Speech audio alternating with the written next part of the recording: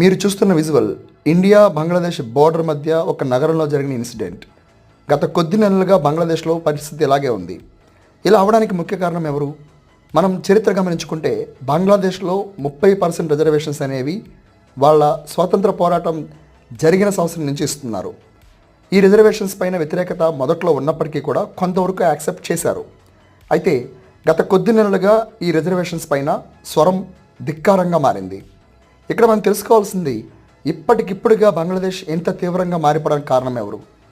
మీ ఊహకు అందనిది ఏంటంటే చైనానే ముఖ్యమైన కారణం అనేది నేపాల్ కరస్పాండెన్స్ అనే ఒక న్యూస్ పేపర్ పత్రికలో వచ్చిన ఆర్టికల్స్ ఆధారంగా మనం చెప్పవచ్చు. అంతేకాకుండా ఇక్కడ జరుగుతున్న అల్లర్లకి చైనా కావాలని సృష్టిస్తుందనేది ఒక వాదన. పాకిస్తాన్ దీనికి ఆద్యం పోస్తున్నట్టుగా, మొత్తానికి షేక్ హసీనా ఉండడం భారతదేశానికి స్నేహంగా బంగ్లాదేశ్ ఉంటుందనే ఒక కారణంతో ఇలా జరుగుతున్నాయని తెలుసుకోవచ్చు.